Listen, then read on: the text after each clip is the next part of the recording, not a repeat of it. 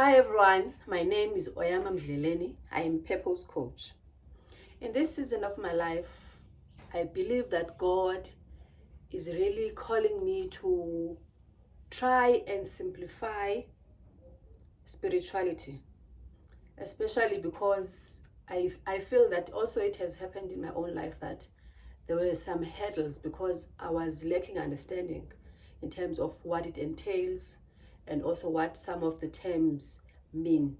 So today I'm going to talk about testing of idols. So who tests the idols in our lives and what are idols? Firstly, it's God who tests the idols in our lives.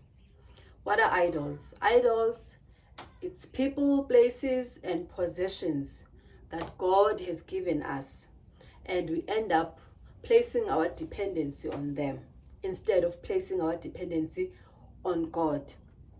So why does God need to test our idols? Remember, firstly, God will only take first place in our lives. He will not accept us placing him in a second or third place. So he only wants to be first. That's why the Bible tells us to acknowledge him in all our ways.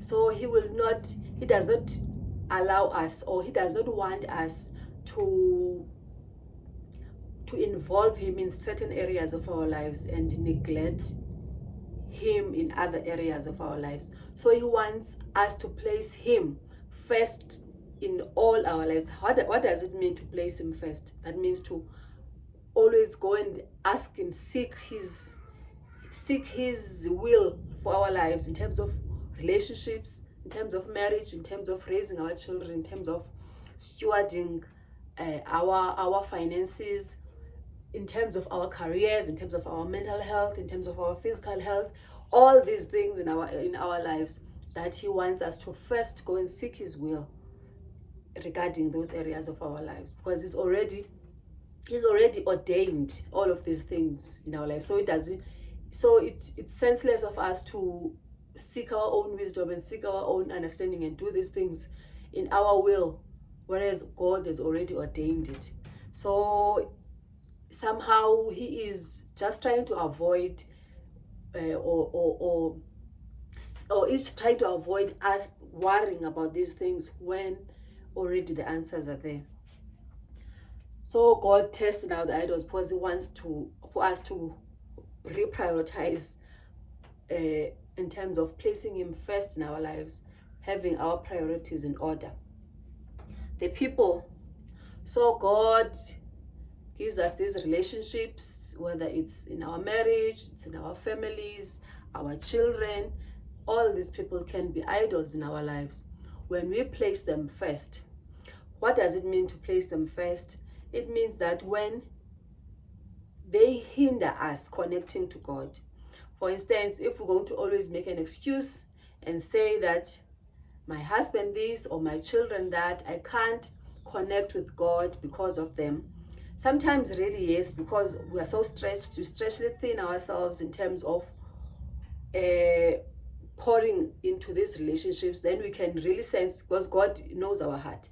He will see if really we're lacking the wisdom to really correctly prioritize, and he will make opportunities for us. He will do that. But when we still ignore him creating those opportunities, whether it is instead of when you have a 10 minutes or 5 minutes there, and instead we don't connect with him, but instead we scroll on social media or do these senseless things, when we can, in those small gaps that we find. Because yes, when you have even 4, 5, or maybe one child who really who wants your time, because maybe they're a special needs child, or there's something with the child, but now they want really you placing your time on them most of your days, and you have all these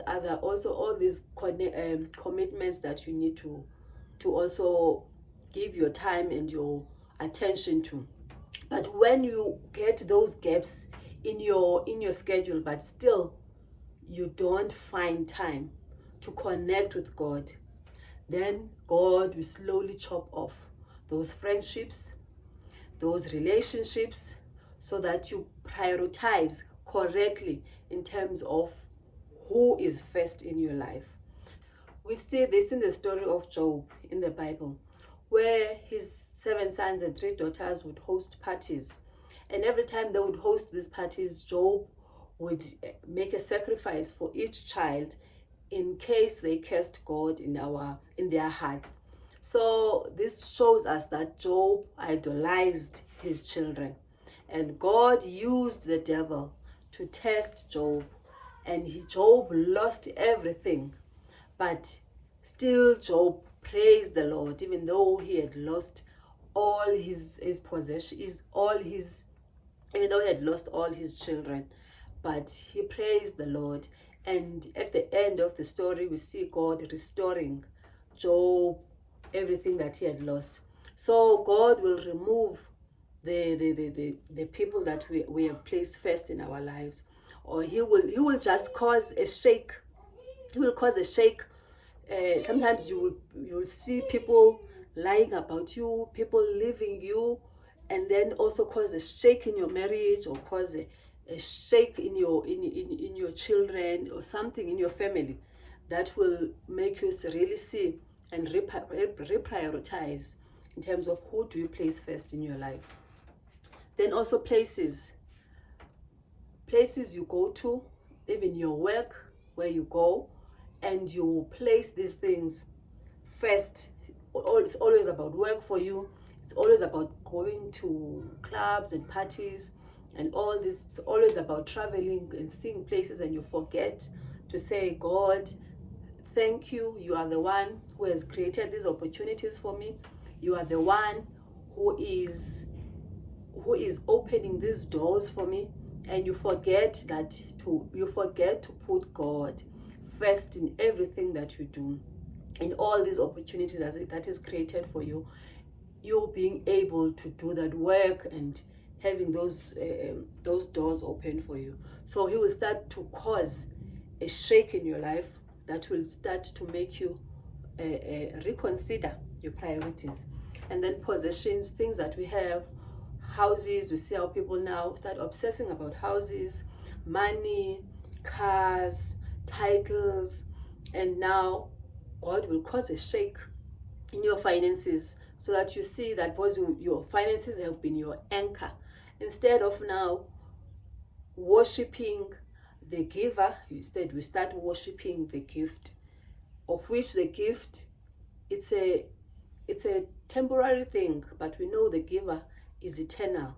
So when we start to worship the things that God gives us, we've misplaced really our worship. We've misplaced really our priorities, and it will take God really bring a shake, and we really need to avoid that it has to come to that, because when God is the one, when God really is the one who pushes our hand and forces us to reconsider, it's not a nice experience. That's why we need, again, every time and again, every single day, we need to put our priorities in order, starting with God first. He's not saying neglect your husband, neglect your family, but when we place our dependence on him, everything else is being taken care of, because we've placed our priorities the right way. So we want to avoid at all cost twisting and these things, and having God forcing our hand now, because it's not going to be nice. When in fact we can ourselves every single day check ourselves really in terms of, where am I placing my worship, where am I placing my dependency. And you see this, if you're placing a dependency on thing, when you are so attached to a thing that you start calling it your forever, and you ask yourself, if I were to lose this person, if I were to lose this money, would I have lost myself with this thing? When you start to ask yourself those questions, and if you truly feel that you would lose yourself, you bring that before God. God is not afraid of us being honest with him. when we are honest with him, really we are being honest with ourselves. So we come before him and we say, Lord, I'm so attached to this money. I would lose myself if I were to, if this money were to, really I would lose this money. I would lose myself with it. And we be honest with him, and we lay our heart in honesty before him, and he will start to heal. Because we attach ourselves to these things because really there is trauma behind it, of losing someone. Maybe we lost someone who was very important to us, or we really loved, and we're afraid of losing people again. Or we were poor and now we don't want to go back to that. And he can heal those traumas, because there's no one really who should take first priority in our lives but God. So I'm sharing this with you, and I would really love for you to engage with me and really tell me also if you've had challenges of idolizing things in your life, and how has God shaken your life to really reprioritize, or how can you go back and see and really take the intention, make the intention of reprioritizing correctly in your life and placing him first. So I really hope you enjoy this video, and I hope to hear from you, whether you're commenting through the comment section, or you're sending me a DM. And I hope you enjoy your day. Remember, God loves you. Until next time then, goodbye.